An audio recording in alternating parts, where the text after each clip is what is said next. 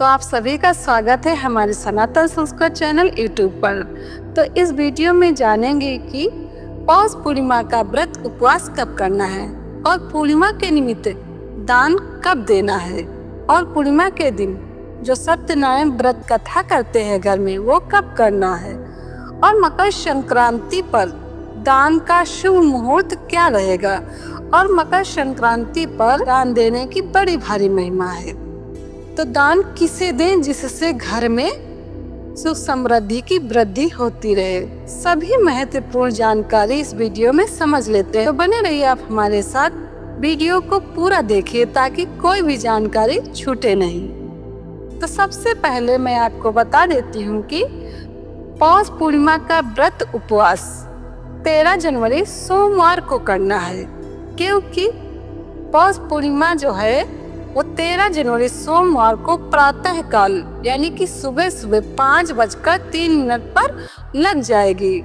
तो ध्यान दें, यहाँ पर एक बात मैं आपको बता देती हूँ। जानकारी तो है ही, लेकिन जिसको जानकारी नहीं है उसके लिए मैं बता देती हूँ कि जो डेट होती है ना वो 12 बजे के बाद चेंज हो जाती है। इसलिए यहाँ पर 14 जनवरी रात में 3:56 पर पूर्णिमा समाप्त हो जाएगी। यानी कि पूर्णिमा का जो समय है ना वो 13 जनवरी सोमवार को पूरा दिन पूर्णिमा है और रात में 3:56 तक है। इसलिए पूर्णिमा के निमित्त व्रत उपवास 13 जनवरी सोमवार को करना है, और जो पूर्णिमा के निमित्त दान दक्षिणा करते हैं वो भी आपको 13 जनवरी सोमवार वाले दिन ही करना है। और जो चांद देखकर व्रत खोलते हैं, चांद की पूजा करते हैं पूनम के निमित्त, पूर्णिमा के निमित्त, वो भी आपको 13 जनवरी सोमवार की शाम को जब चांद निकले तब आपको कर लेना है। और इस दिन अच्छा दिन है, सोमवार का दिन है, इसलिए आप पीपल की भी पूजा कर सकते हैं, तुलसी की भी पूजा कर सकते हैं। लेकिन ध्यान दें, इस दिन आपको तुलसी की पूजा अवश्य करना है, दीपक जलाना है, लेकिन तुलसी के पत्ते नहीं तोड़ना है, क्योंकि पूनम के दिन तुलसी के पत्ते नहीं तोड़े जाते हैं। और जो लोग अपने घर में सत्यनारायण भगवान की कथा करते हैं पूर्णिमा के दिन, वो भी आपको 13 जनवरी सोमवार के दिन ही कर लेना है। आप चाहे तो सुबह कर सकते हैं, आप चाहे तो शाम की संध्या के समय कर सकते हैं, जैसा भी आपको अनुकूल लगे, क्योंकि आपके पास बहुत समय है। सुबह से लग जाएगी पूनम और रात में 3:56 तक रहेगी। लेकिन कथा जो करते हैं उन्हें हो सके तो सूर्यास्त के पहले पहले कर लेना चाहिए, अच्छा रहता है। तो अब यहाँ पर समझ लेते हैं अगली बात कि मकर संक्रांति पर सत्कर्म करने का शुभ समय क्या रहेगा, शुभ मुहूर्त क्या रहेगा। तो यहाँ पर मैं आपको बता देती हूँ कि मकर संक्रांति का जो दिन होता है ना वो बहुत ही शुभ होता है, बहुत ही पवित्र होता है। और इस दिन कुछ भी सत्कर्म करोगे तो ढेर सारा पुण्य प्राप्त होगा, क्योंकि यह दिन बहुत ही बलिष्ठ होता है। इसलिए मकर संक्रांति के दिन शास्त्रों में वर्णन है कि सूर्योदय से पहले पहले स्नान कर लेना चाहिए। जो सूर्योदय से पहले मकर संक्रांति के दिन स्नान करता है वो 10,000 गौदान का पुण्य प्राप्त कर लेता है। इसलिए आलस तो आएगा, क्योंकि ठंडी के दिन है और सुबह सुबह ऐसा लगता है कि उठे नहीं, और उस दिन छुट्टियां भी रहेंगी, तो इसलिए लगेगा कि सोए पड़े रहें। लेकिन नहीं, आलस त्याग करके सूर्योदय से पहले स्नान कर ले, बहुत ही अच्छा रहेगा। और ध्यान दें, मकर संक्रांति के दिन यदि किसी का कुछ खा लेते हैं तो 6 महीने का सत्कर्म जिसका कुछ खाया है उसको मिल जाते हैं। इसलिए मकर संक्रांति के दिन किसी का कुछ खाने से बचना चाहिए। अगर कोई आपको दान दे रहा है, दान ले ले, क्योंकि उसको खराब भी नहीं लगे, और जो हमारी समाज में बड़ा है उसको हम दान दे दें तो दान का दान महादान हो जाएगा। अगर हमको किसी ने दान दिया है और हमने उस दान को किसी श्रेष्ठ व्यक्ति को दे दिया है तो उस दान का पुण्य बहुत ही अधिक होके मिलेगा। इस बात को आप ध्यान रखिए कि मकर संक्रांति के दिन किसी का कुछ खाने से अवश्य बचना चाहिए। आप मामा के यहाँ का खा सकते हैं, कोई दोष नहीं लगेगा। भाई के यहाँ का खा सकते हैं, कोई दोष नहीं लगेगा, लेकिन और किसी का कुछ नहीं खाना चाहिए। इस भागा दौड़ में जब ध्यान करने का समय तो होता नहीं है, कैसे कैसे कुछ नियम कर पाते हैं, पुण्य इकट्ठा होते हैं, तो हम किसी और को क्यों दें। इसलिए इस बात का ध्यान रखना चाहिए। और मकर संक्रांति के दिन सत्कर्म का शुभ मुहूर्त क्या है वो भी यहाँ पर समझ लीजिए। तो मकर संक्रांति पर सत्कर्म करने का शुभ मुहूर्त सुबह 9:03 से प्रारंभ हो जाएगा और सूर्यास्त तक रहेगा। तो ये समय बहुत लंबे समय तक है, इसलिए आपको सत्कर्म करते समय जल्दबाजी नहीं करना है, एकदम आराम से करिए। कोई भी सत्कर्म करे उसमें मेन भाव बनना चाहिए। कोई भी सत्कर्म करने का मूल होता है कि हमको शांति मिले। तो आराम से कोई भी कर्म करिए, उसमें भावपूर्वक करिए। तो मकर संक्रांति पर दान की बड़ी भारी महिमा है। यदि आपके घर के आसपास गौशाला है तो अवश्य वहां पर जा करके गाय को हरा चारा यदि संभव है तो अवश्य खिलाएं। आसानी से मिल जाए हरा चारा तो उसे खिलाएं, और नहीं मिल रहा है तो घर से रोटियां बना करके ले जाइए। हरा चारा खिला रहे हैं या फिर रोटियां खिला रहे हैं तो उसके साथ में एक तिल का लड्डू जरूर दीजिए गाय माता को। किसी को भी इस दिन दान दे रहे हैं तो उसके साथ तिल जरूर रखिए। तिल की बड़ी भारी महिमा है मकर संक्रांति के दिन। और वैसे भी माघ मास लग जाएगा तो माघ मास में तिल की बड़ी विशेष महिमा है, इसलिए तिल का दान अवश्य करना चाहिए। यदि चाहे आप कुछ भी दान में दे रहे हो उसके साथ में तिल अवश्य दीजिए। अब मान लीजिए आप कपड़े वगैरह दे रहे हो, चप्पल वगैरह दे रहे हैं, तो इसमें कैसे हम तिल समाहित कर सकते हैं। तो आप क्या करना है, इसमें तिल के लड्डू रख दीजिए। तिल की चिक्की होगी वो भी आप रख सकते हैं। कैसे भी करके दान करते समय तिल अवश्य दीजिए। तो ये भी यहाँ पर बात क्लियर हो जाती है कि मकर संक्रांति का शुभ मुहूर्त सुबह 9:03 से प्रारंभ हो जाएगा और सूर्यास्त तक रहेगा, काफी लंबे समय तक रहेगा। इसलिए अच्छे से आप नियम ध्यान भजन पूजा कर सकते हैं, जल्दबाजी मत कीजिए। वैसे भी छुट्टी का दिन है, इसलिए रोज तो नहीं कर सकते हैं, लेकिन ऐसे महत्वपूर्ण दिन में अवश्य करिए। यही सब सत्कर्म करने से ही तो घर पे सुख शांति की वृद्धि होती रहती है। इसलिए रोज नहीं तो जो विशेष पर्व हैं उस दिन अवश्य सत्कर्म में मन लगाना चाहिए। और सत्कर्म ही हमारे साथ जाने वाला है, बाकी तो सब कुछ यहीं छूट जाएगा, कुछ भी हमारे साथ नहीं जाएगा। जब पूजा में मन नहीं लगे तो उस लास्ट समय का चिंतन करिए।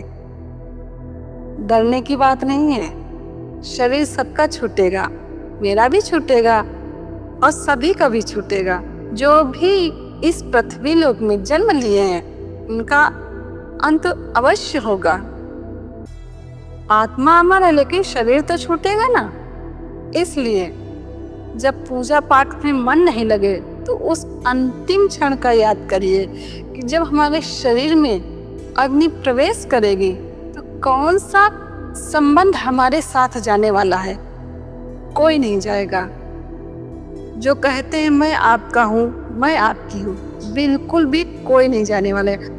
जो हमारे द्वारा सत्कर्म किया हुआ होगा वही हमारे साथ चलने वाला है। इसलिए रोज नहीं तो जो विशेष दिन है उस दिन अवश्य अवश्य अपने लिए समय निकालिए। भक्त और भगवान के मिलन के लिए सत्कर्म अवश्य करना चाहिए। मेरी यही मान्यता है, क्योंकि कुछ जाने वाला नहीं है। कुछ खराब लग रहा हो तो मुझे माफ करिएगा, लेकिन सच्चाई यही है। तो आप समझ लेते हैं कि मकर संक्रांति के दिन गुप्त दान कैसे करना चाहिए। गुप्त दान की बड़ी भारी महिमा बताई गई है शास्त्रों में। जैसे हम बैंक में पैसा जमा कर देते हैं और निकालते नहीं हैं, तो उसका ब्याज बढ़ता जाता है और सुरक्षित भी रहता है। ठीक उसी प्रकार गुप्त दान किसी को बिना बताए गुप्त दान करिए उचित व्यक्ति को, श्रेष्ठ व्यक्ति को, जिससे उसका पुण्य जो है कहीं भी इधर उधर पुण्य की बूंदे छिटक कर गिरे नहीं, सुरक्षित रहे, जिससे हमारे पुण्य की वृद्धि होती रहेगी।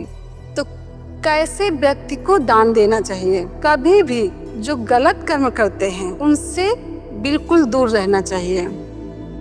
जो नशा करते हैं ऐसे व्यक्ति को दान बिल्कुल भी नहीं देना चाहिए।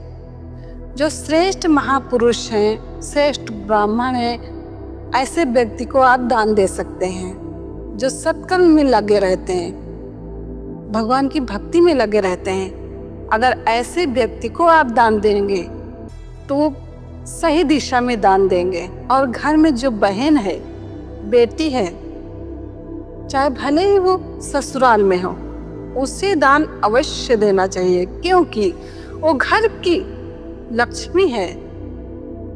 आपका अनुभव होगा, कभी किया होगा तो, अगर नहीं किया है तो अवश्य करके देखिए। घर में जो बेटी बहन है उसे दान अवश्य दीजिए। यदि आपने अपने घर की बेटी बहन को दान दिया होगा तो जरूर अनुभव हुआ होगा कि घर में हमेशा लक्ष्मी की वृद्धि होती रहती है। यदि नहीं किया है किसी कारणवश तो अवश्य राग दोष मिटा करके घर की बेटी बहन को दान अवश्य दीजिए, क्योंकि घर की जो बेटी बहन होती है ना, वो घर की लक्ष्मी होती है। उसे कुछ दोगे तो 1000 गुना होकर के आपको ईश्वर देगा। आप करके अवश्य देखिए, बहुत फायदा मिलेगा। ये बनी बनाई बात नहीं है, अनुभव की बात मैं आपको बता रही हूँ। करके देखिए, स्वयं आपको स्वयं फायदा मिलेगा। तो ईश्वर की कृपा से, उसके आशीर्वाद से आपको 10 गुना होकर के मिलेगा। इसलिए अपने सामर्थ्य के अनुसार अपने घर की बहन बेटी को जरूर दान दीजिए। अगर दूर है तो आजकल तो गूगल पे चलता है, पेटीएम चलता है, कैसे भी करके आप दे सकते हैं। अगर भगवान की कृपा से आपके भांजे भांजी हैं तो उन्हें दान दीजिए, और भी अच्छा रहेगा।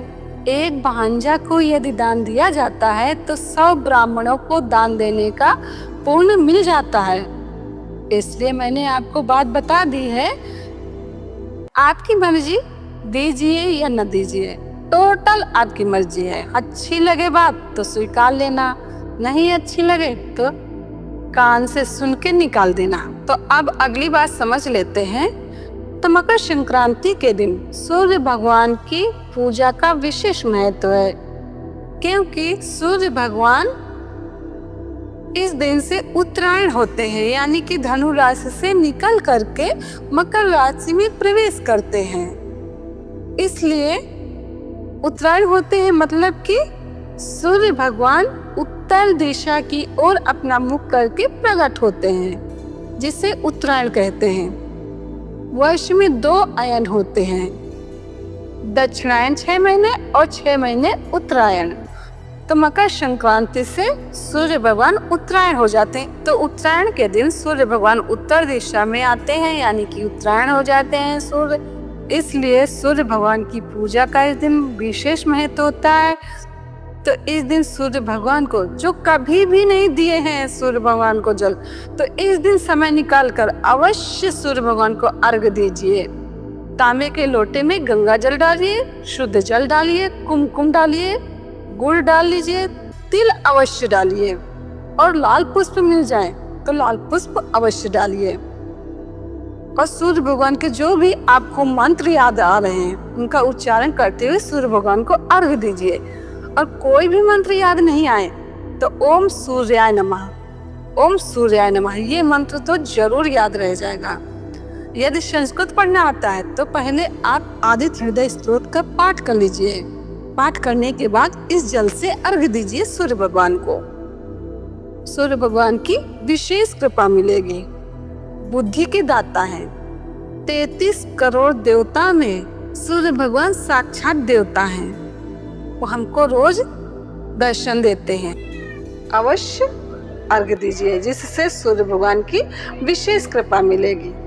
तो यही महत्वपूर्ण जानकारी को यहाँ पर बताना था। यहीं पे मैं अपनी वाणी को विराम देती हूँ। जानकारी कैसी लगी कमेंट करके ज़रूर बताना। जय श्री कृष्ण।